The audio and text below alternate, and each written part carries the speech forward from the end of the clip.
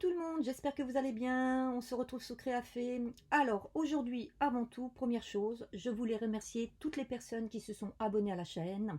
Au moment où je poste cette vidéo, vous êtes plus de 180. Franchement, merci, je m'y attendais pas. Alors peut-être que certains vont dire 180, c'est pas un énorme chiffre.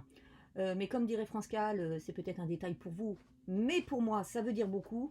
Parce que quand je me suis lancée dans cette aventure, c'était avant tout pour partager mes créations et pour partager un petit peu aussi mes trucs et astuces.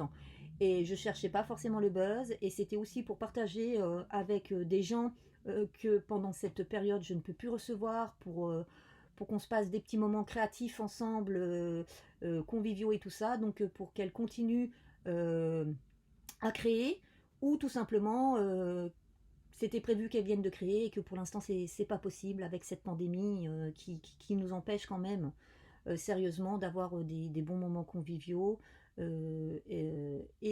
surtout sans tous les gestes barrières. Donc voilà, merci, merci. Euh, je suis très contente, j'espère que vous allez continuer à me suivre et puis j'espère que les tutos que je vais continuer à vous présenter vous plairont. Donc vous n'hésitez pas à me mettre des commentaires s'il y a quoi que ce soit. J'essaye d'y répondre dans les plus brefs délais. J'ai malheureusement un métier à côté très prenant. Donc je fais dès que je peux. Voilà.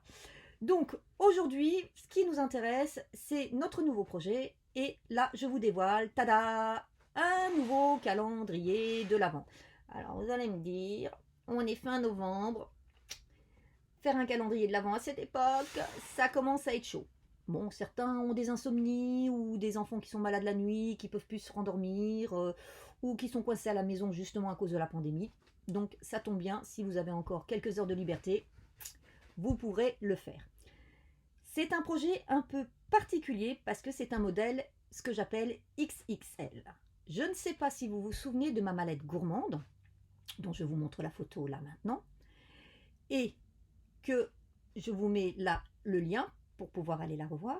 Mais dans les commentaires, quelqu'un m'avait demandé de la faire dans un modèle un petit peu plus gros. Voilà, je me suis lâchée. Hein. J'ai fait un modèle très très très gros puisqu'elle fait 30 cm de large. Hein. Et donc, tant qu'à faire, je me suis dit, pourquoi pas l'adapter en calendrier de l'Avent. C'est la période et tout. Ça fera quelque chose d'original.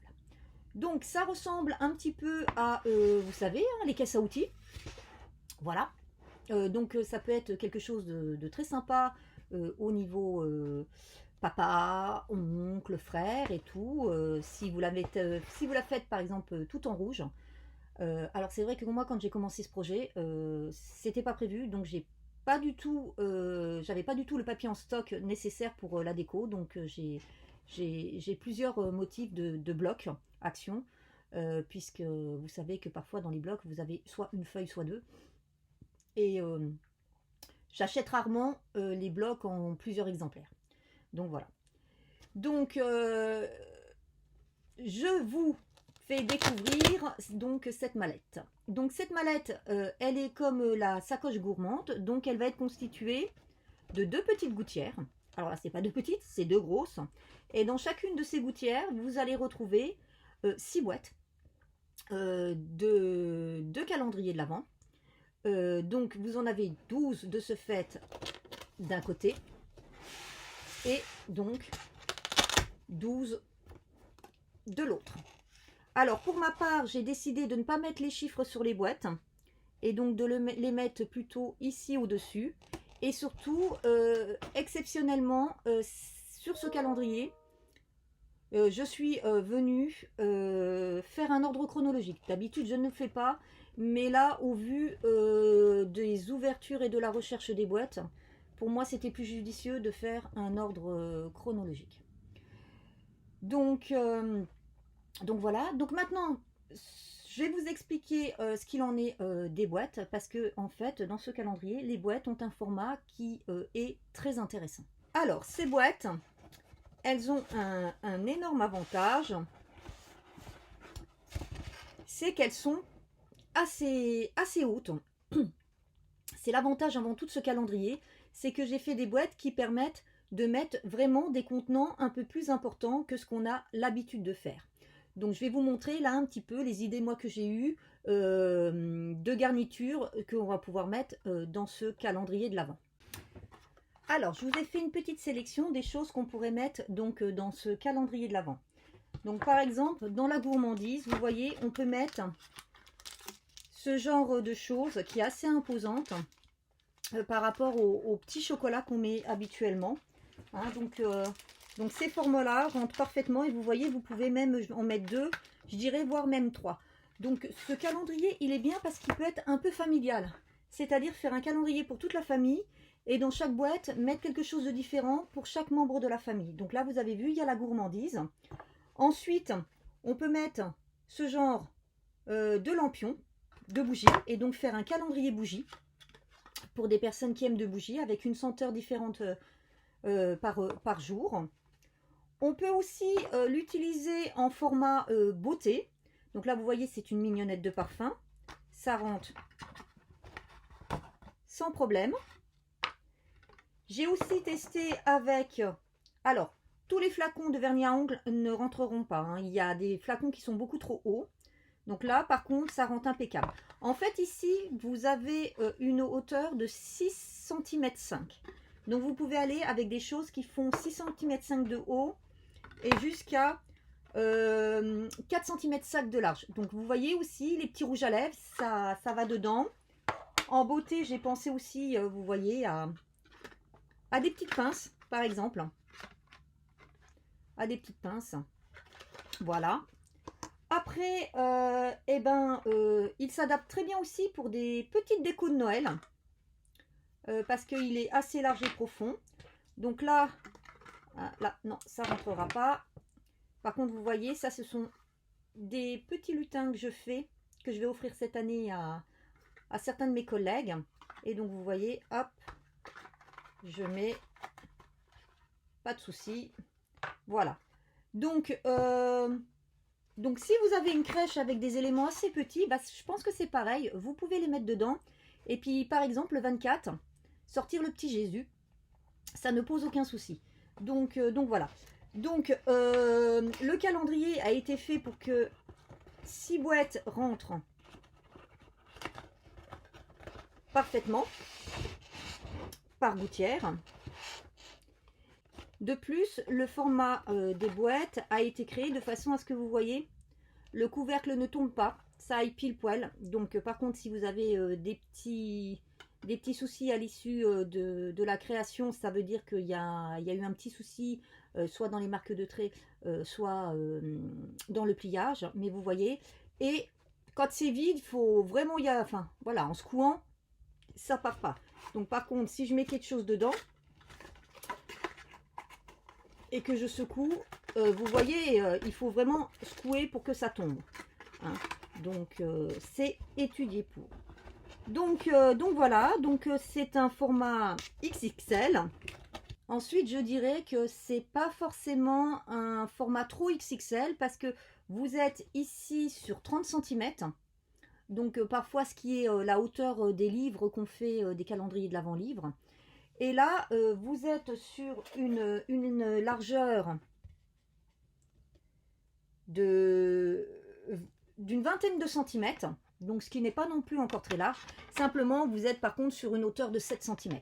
C'est ça la différence, c'est que vous avez une hauteur quand même importante. Et en sachant que cette hauteur de 7 cm est par rapport à une boîte, hein, puisque les boîtes, quand vous repliez, vous voyez, vous avez les 4 casiers. Donc, ce qui fait que, en fait, les 4 casiers sont alignés, ils ne sont pas les uns au-dessus des autres quand c'est replié. Alors, dans ce tuto, je vous conseille, première chose, de le regarder jusqu'au bout avant de vous lancer. Il n'est pas difficile, les débutantes peuvent le faire, mais il vaut mieux l'avoir regardé une première fois. Je m'excuse d'avance. J'ai eu beaucoup de problèmes à faire cette vidéo. J'ai eu des soucis avec le focus de la caméra. J'ai eu beaucoup de soucis de bruit le jour où j'ai tourné. Le montage n'est pas aussi parfait que d'habitude. J'en suis désolée, je vous présente mes excuses. Donc n'hésitez pas à me mettre des commentaires s'il y a des choses qui ne vont pas, que je donne des explications supplémentaires. Ce projet a un inconvénient, c'est qu'il est très consommateur de papier, puisque vous verrez au niveau des dimensions des boîtes, vous pouvez réaliser pour réaliser une boîte complète, il vous faut une page de 30-30, systématiquement. Donc si vous travaillez avec du A4, il vous faut 2 feuilles pour pouvoir réaliser une boîte. Là où vous pouvez économiser du papier, c'est en faisant 2 couvercles dans une feuille A4. Mais par contre, pour le socle, vous êtes obligé de prendre systématiquement une feuille A4. Et vous ne pouvez pas faire de socle dans une feuille 30-30. Donc voilà, c'est l'inconvénient de ce projet, mais c'est normal puisqu'on fait des boîtes beaucoup plus grosses. Donc forcément, on a besoin de beaucoup plus de papier. Comme dans la plupart de mes tutos, je ne vous présente pas toute la partie décoration, puisque là, c'est en fonction de ce que vous avez, des couleurs, de vos goûts, enfin voilà, du matériel à disposition. Donc le tuto s'arrêtera justement une fois que la structure est terminée. Autre petite rectificatif, c'est que quand j'ai fait le tuto, je me suis rendu compte que l'anse était un petit peu trop haute. Donc les dimensions que je vous ai mises dans le tuto font qu'elle est haute de 3 cm en moins. Donc vous respectez à peu près les mêmes dimensions, mais sauf que vous allez avoir une anse beaucoup plus petite. Après, vous pouvez décider de faire vos anses autrement, puisque certains ont peut-être des dies de découpe pour le milieu, ce que moi je n'avais pas. Voilà. Donc, assez de blabla. Si ce tuto vous intéresse, que vous voulez en savoir plus, que vous voulez réaliser cette jolie mallette double, eh bien, je vous invite à regarder la suite.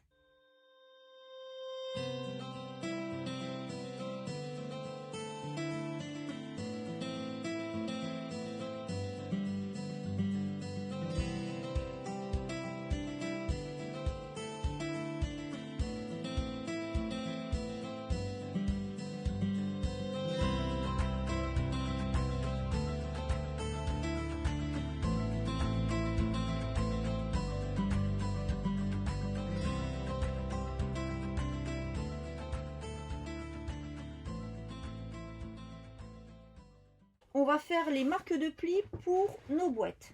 Et donc là, on va travailler sur notre carré de 17,5. Et on va venir faire dans un premier temps un pli à 6,5 les 4 côtés.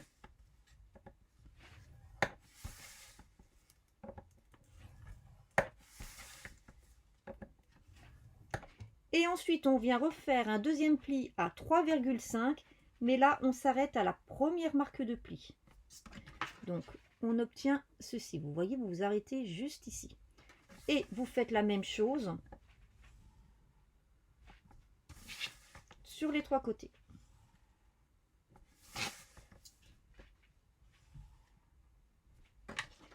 Vous obtenez donc ceci. Ensuite, pour les couvercles, donc, vous allez venir faire un pli à 1,5 et un pli à 4 sur chacun des côtés.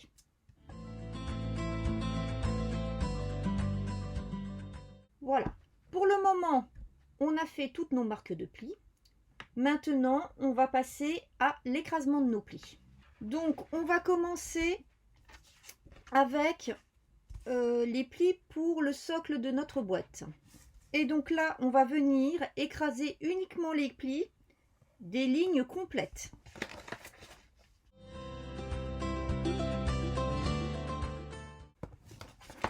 Voilà. On ne fait surtout pas les plis ici. Ensuite, pour tous les autres morceaux, on marque tous les plis. Donc, je le fais en caméra et je vous retrouve juste après. Alors, pour le couvercle, vous allez venir, comme ce schéma le montre, venir retirer dans un premier temps les 2 rectangles du bas et celui du côté pour les 4 angles.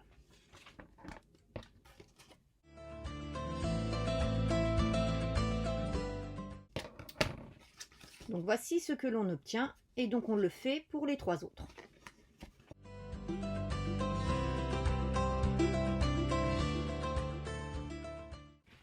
Donc voilà le résultat. Maintenant, on va venir rendre amovibles ces 4 languettes. Et pour ce faire, il suffit simplement de venir sur la gauche de chaque languette, venir faire une fente jusqu'à la marque de pliure et biaisé. Voilà. Et on fait ça pour les 4. Voici. Et il ne nous reste plus maintenant qu'à venir biaiser à gauche et à droite chaque petite languette. Voilà. Comme ceci. Voilà le résultat pour notre couvercle. Maintenant, je vais venir faire mes coupes sur mon socle. Donc, on a ceci. Et donc, on va venir retirer le rectangle qui est sur chaque extérieur. Donc, celui qui fait en fait 3,5 cm. Et on va venir le rendre amovible en coupant ici. Donc, on va faire de ce morceau une languette. Donc, je fais le premier pour vous montrer.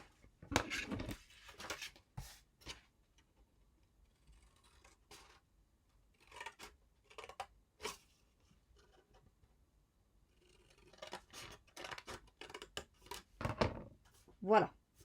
Là, on vient couper en biseau. Voilà.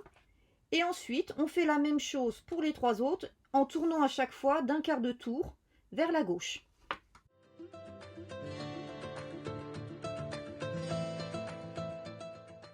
Voici notre résultat. Donc, nous allons pouvoir maintenant procéder au collage. Alors, on va procéder dans un premier temps au collage du couvercle, parce que le couvercle va se faire en 2 temps. Donc si vous avez l'habitude de suivre mes tutos, vous savez qu'au niveau des couvercles des boîtes, j'aime bien les renforcer et que donc je colle toujours en 2 temps. Donc on va venir replier les languettes vers l'intérieur et mettre de la colle dessus. Puis rabattre en raccordant bien les 2 arêtes. Et en vérifiant à l'intérieur qu'on est bien sous la marque de pli. Une fois qu'on est bien, on prend son plioir et on vient bien écraser pour chasser l'air et faire en sorte que ça adhère le mieux possible. Ensuite, on procède de la même façon pour les 3 autres côtés.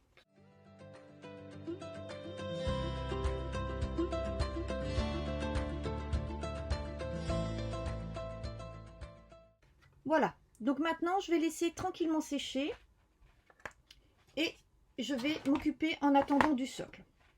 Alors pour le socle, comme au départ je vous l'ai dit, vous pouvez utiliser du papier imprimé par exemple et faire en sorte que le motif soit à l'intérieur pour que quand la personne ouvre la boîte, ce soit joli à l'intérieur.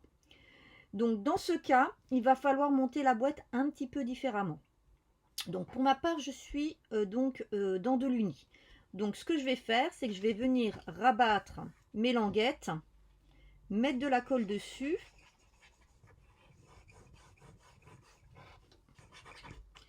Et comme pour tout à l'heure, venir réunir en me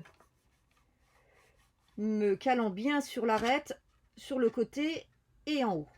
Une fois que je suis bien, je prends mon plioir et j'écrase. Par contre, si vous voulez en fait qu'à l'intérieur ce soit propre et que on voit bien votre imprimé, il va falloir donc coller vos arêtes à l'extérieur.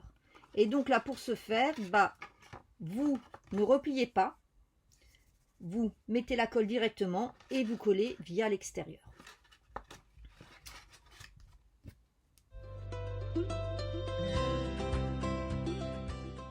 Alors, petite astuce pour les 2 derniers languettes. Moi, je vous conseille, parce que la boîte est quand même assez étroite pour y mettre les mains, je vous conseille de mettre la colle en même temps sur les 2 et de seulement après procéder au montage. Autrement, vous allez un petit peu galérer.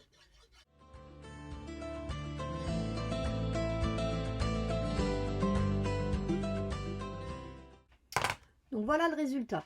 Et normalement, si vous avez bien fait vos marques de trait, de plis, et que vous avez bien aligné vos arêtes, vous voyez, vous n'avez strictement rien qui dépasse. Si ça dépasse, c'est que soit vous avez un marquage qui n'est pas bon, soit vous n'avez pas biseauté en bas.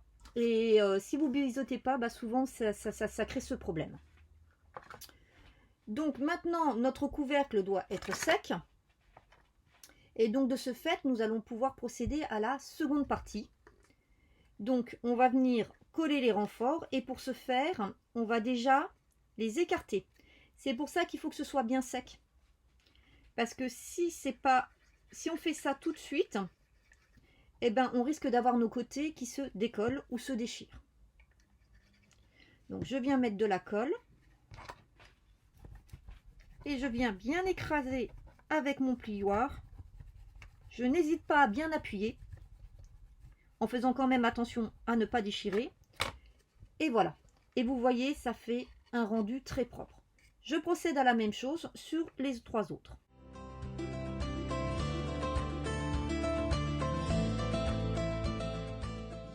Voici notre résultat. Et vous voyez, ça a été vraiment bien étudié puisque votre couvercle ne tombe pas. Donc, maintenant, il ne vous reste plus qu'à en faire 24. C'est ce qui va être le plus long. Donc maintenant que nous avons terminé de procéder donc à la construction des boîtes, nous allons donc construire notre double mallette. Donc comme d'habitude, nous allons commencer par faire toutes nos marques de plis.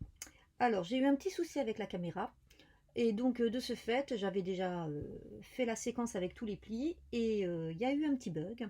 Donc je suis obligée de recommencer. Donc vous voyez, j'ai déjà des marques de plis de fait. C'est parce que voilà, j'avais déjà fait la séquence et que je n'ai pas pu l'utiliser pour la vidéo. Donc nous allons commencer en prenant nos 2 grands morceaux. Donc le premier, celui qui fait 29 cm de large sur 30 cm. Nous allons venir faire un premier pli à 10, un second pli à 17 et un troisième pli à 22. Voilà, dans les 29. Donc, on met de côté. Et maintenant, on prend notre morceau de 24 cm. Et là, on va venir faire un pli à 5, à 15,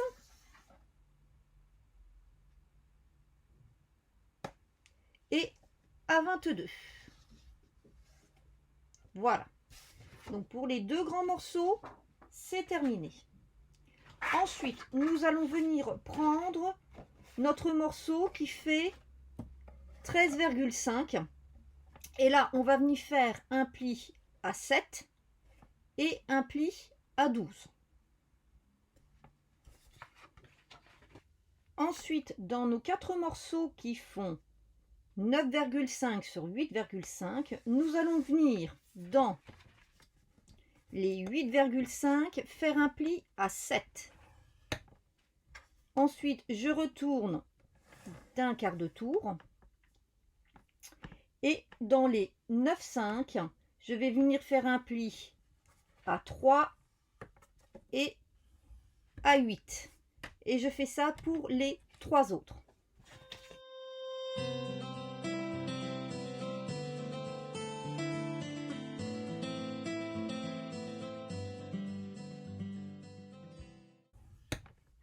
Alors, attention, ces morceaux correspondent aux côtés. Donc, vous allez avoir un côté droit et un côté gauche. Donc, un côté droit et un côté gauche. Donc, faites très attention si vous avez un papier qui a un sens, de mettre 2 avec la face d'un côté, 2 retourner au niveau de la face pour que vos marques se voient, votre papier soit dans le bon sens quand vous allez, comment dire, quand vous allez le coller. Voilà. Voilà. J'ai marqué tous mes plis hors caméra. Donc la première étape concernant notre mallette va constituer à venir réunir nos deux grands morceaux de 29 sur 30 et de 30 sur 30. Et donc, on va venir coller cette petite languette de 1,5 cm que nous avons sur notre morceau de 24 cm. Nous allons venir la coller sur notre morceau de 29 et nous allons venir la coller sur la partie des 10 cm. Le focus m'énerve. Donc je viens mettre de la colle.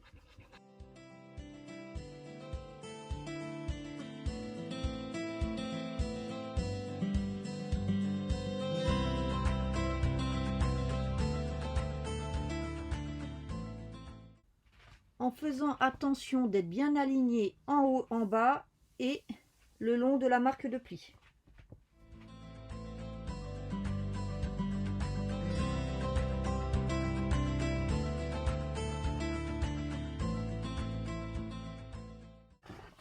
Et voilà. Ensuite, on va venir, parce que là, on est bien à plat. Donc, autant le faire pendant qu'on est à plat. On va venir faire notre matage. Et donc, on va venir mater.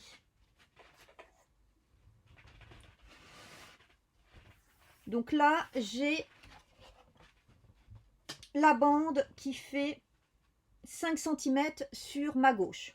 On va venir mater ici.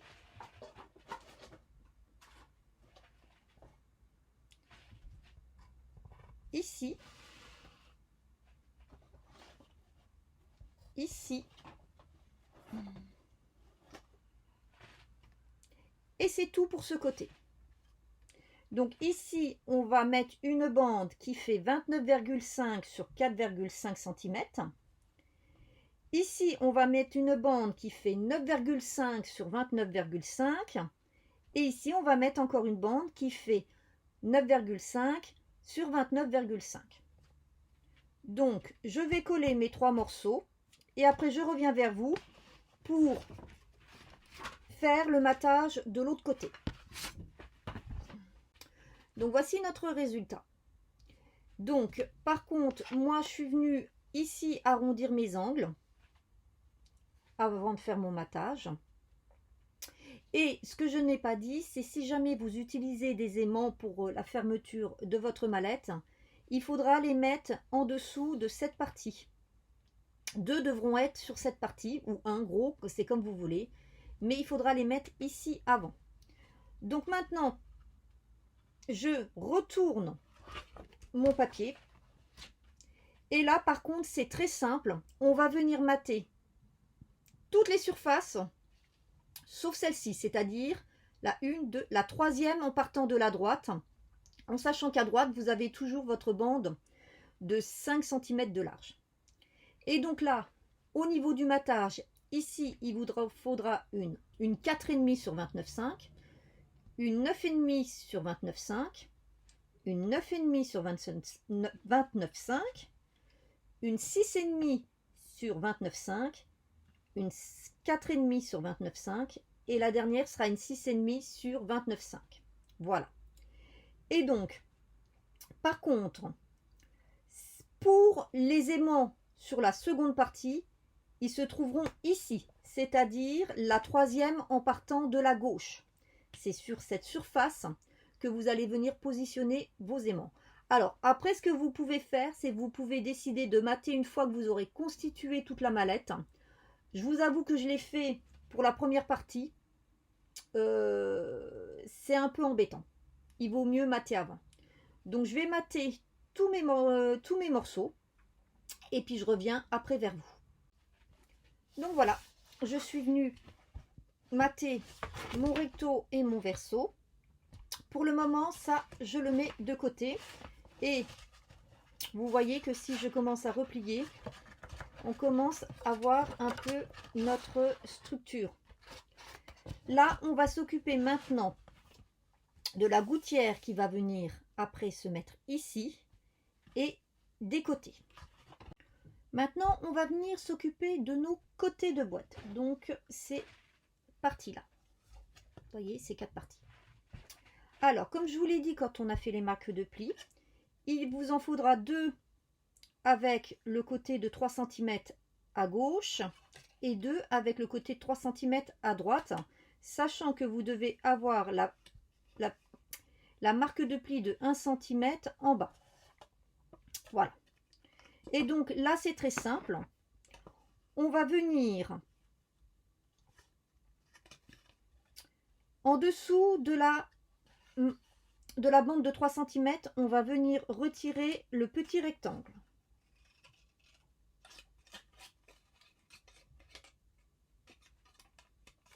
Voilà, comme ceci. En dessous de la bande de 1,5 cm sur le côté, on va venir aussi retirer le petit rectangle. Voilà, on obtient ceci. Et ensuite, on va venir biaiser ici, ici et ici. Et enfin, on va venir couper en triangle sur la bande de 3 cm en partant du bas et en remontant vers le haut. Je vous montre.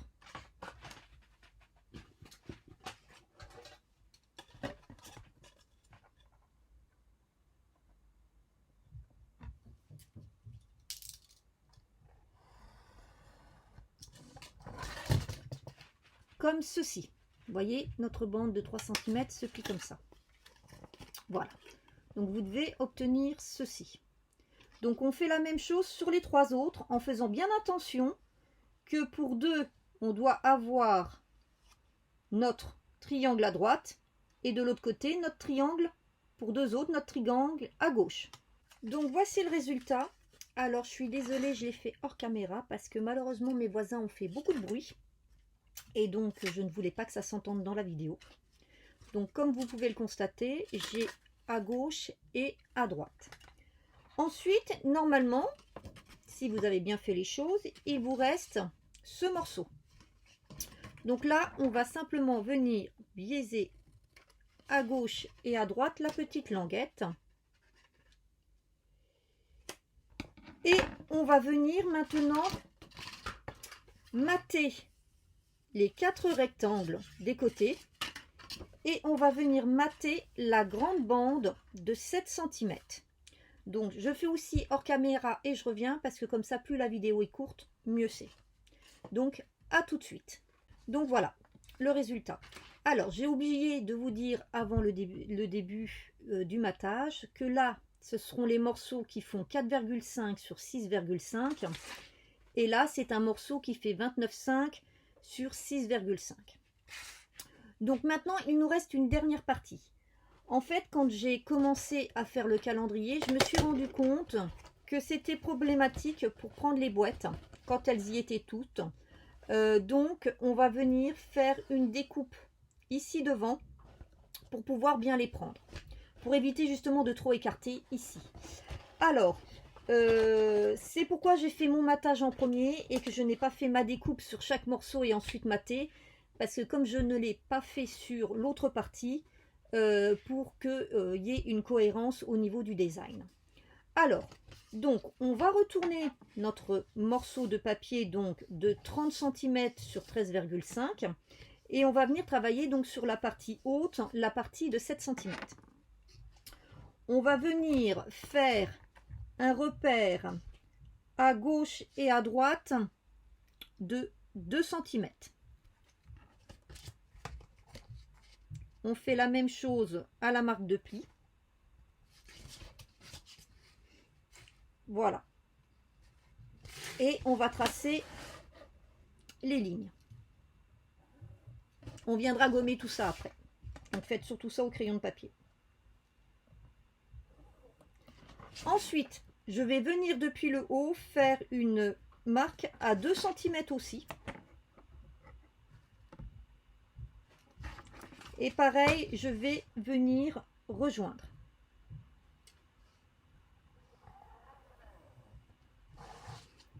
Et enfin, le dernier repère que je vais faire, c'est à partir de l'intersection de ces deux lignes, je vais venir faire une marque à 1,5 de chaque côté. Voilà.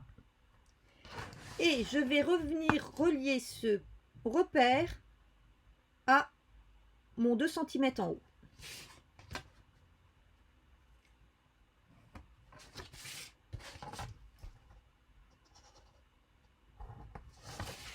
Donc, voilà ce qu'on obtient. Et en fait, on va venir retirer cette partie-là. Voilà. Donc, je prends mon cutter, ma règle.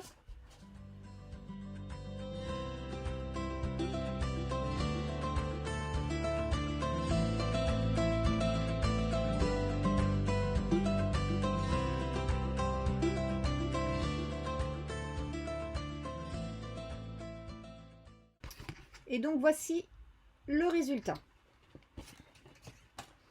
Donc, on va faire exactement la même chose, mais cette fois-ci sur cette partie.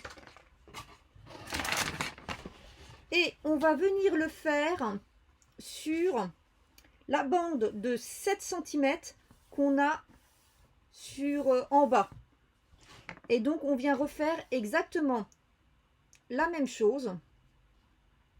Et on vient découper. Donc, je le fais aussi hors caméra. Et j'arrive. Donc voilà, j'ai fait mes 2 morceaux. Et maintenant, il ne me reste plus qu'à assembler mes gouttières de façon à pouvoir les mettre ensuite, y mettre ensuite mes boîtes. Donc vous voyez ici aussi, je suis venue faire ma découpe. Et donc maintenant, vous voyez, c'est quand même beaucoup plus pratique pour prendre les boîtes. Voilà. Donc,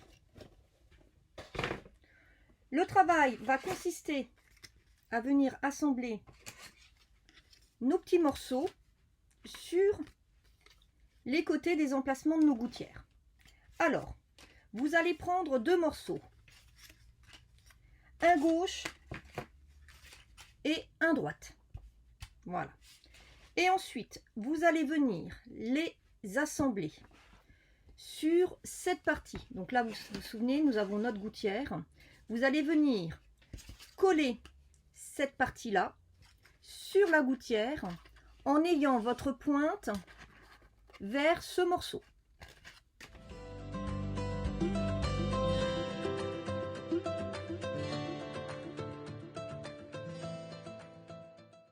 Et vous vous alignez bien au niveau de la bordure.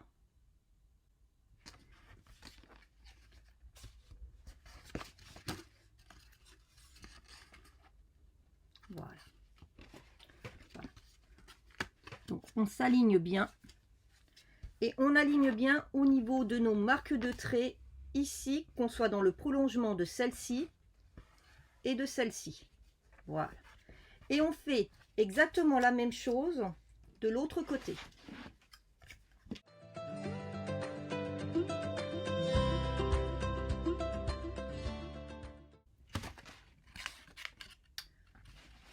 Voilà ce que ça donne. Oula, j'ai la caméra qui fait des siennes. Voilà. Maintenant, on va venir mettre de la colle sur nos pointes pour pouvoir monter notre gouttière de cette façon.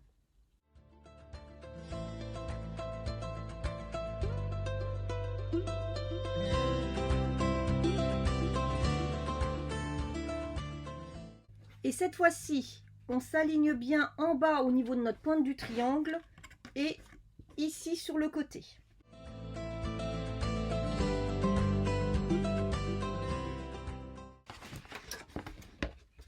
Voici donc notre résultat. Il ne nous reste plus maintenant qu'à mettre de la colle ici et ici et de venir rabattre de cette manière et nous avons notre première gouttière de terminée.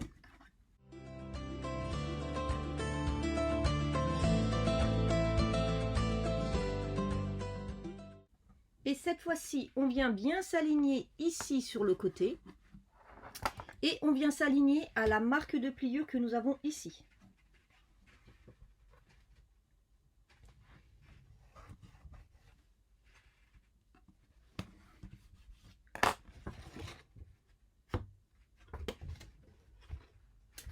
Et voici donc notre résultat.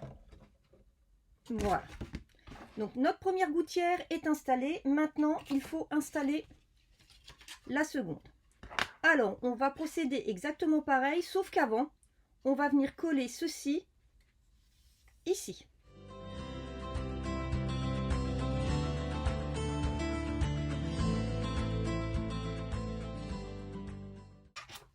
Et cette fois, on fait en sorte de bien s'aligner sur la marque de pliure.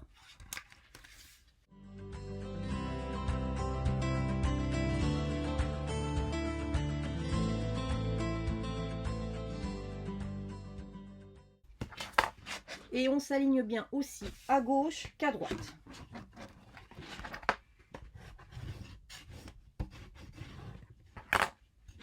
Voilà. Et donc maintenant, comme tout à l'heure, on va venir mettre nos deux derniers coins à gauche et à droite, et on reprocède exactement de la même façon. Donc je ne vous réexplique pas. Si vous voulez revoir, vous vous remettez en arrière.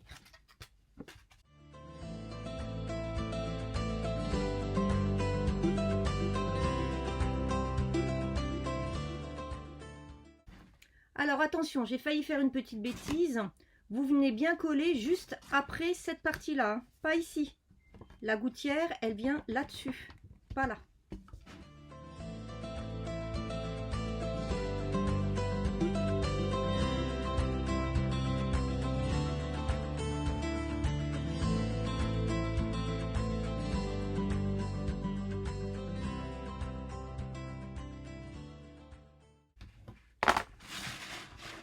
Et voilà, donc nos deux gouttières sont collées. Et donc, notre mallette est montée. Donc maintenant, il ne nous reste plus qu'à venir assembler nos deux côtés. Donc voilà, j'ai mes deux boîtes. Ici, je suis venue mettre mes petits scratchs pour fermer ma mallette. Et avant de venir les coller l'une sur l'autre, je vais venir réaliser une anse, de manière à pouvoir le porter un petit peu comme une...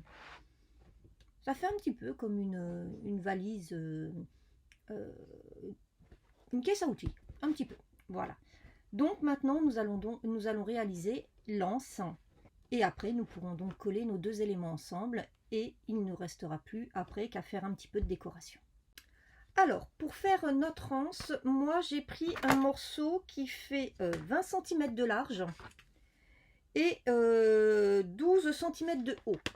Après, il n'y a pas de règle pour l'anse, vous faites comme vous voulez. Je l'ai doublé.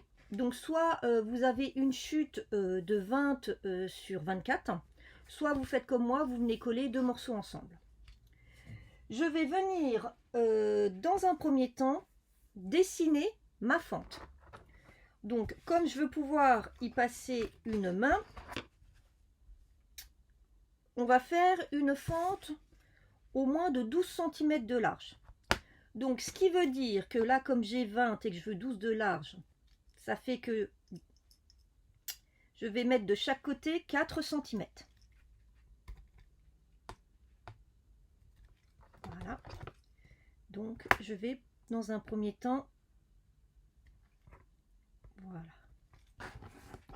Alors, vous faites ça au crayon de papier sans trop appuyer, de manière à ce que vous puissiez facilement gommer et ça ne se verra pas. Voilà. Ensuite, en profondeur, je vais faire 3 cm en haut et 4 cm en bas. Je vais vous expliquer après pourquoi. 1, 2, 3, 4. Voilà. Donc, je fais un repère à 3 cm et un repère à 8 cm.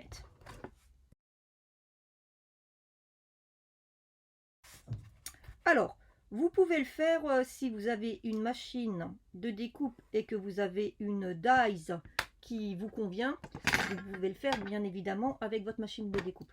Là, je fais pour ceux qui n'en ont pas. Et ensuite, je vais venir donc couper mon rectangle.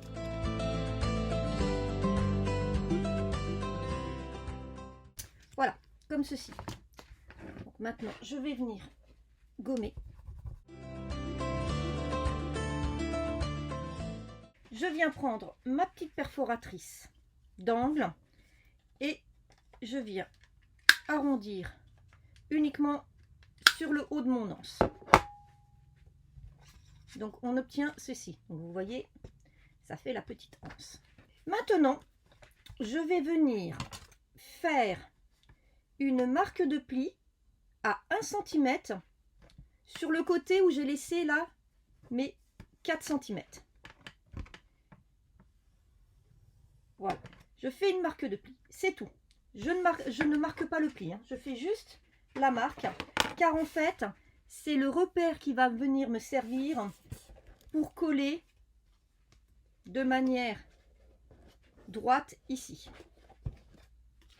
Donc maintenant, je viens mettre de la colle.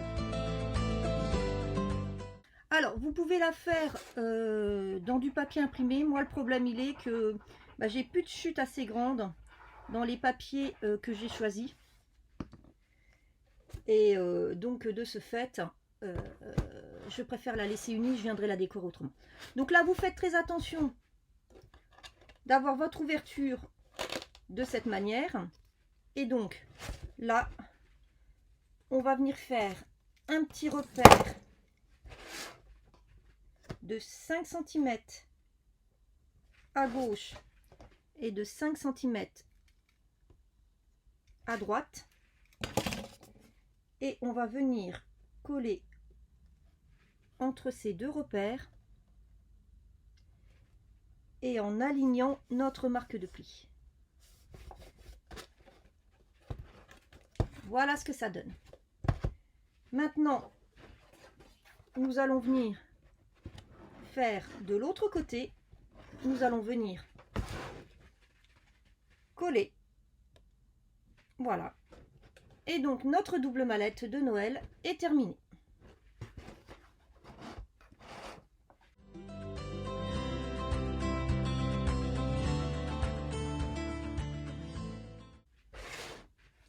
Et comme tout à l'heure, on fait attention dans le sens où on a notre ouverture.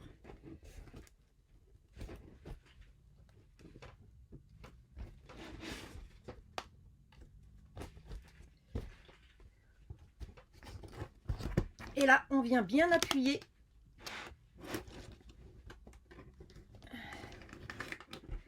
pour que la colle adhère bien. Voilà, notre double mallette est terminée. Il ne nous reste plus maintenant de finir de la décorer et de remplir toutes nos petites boîtes.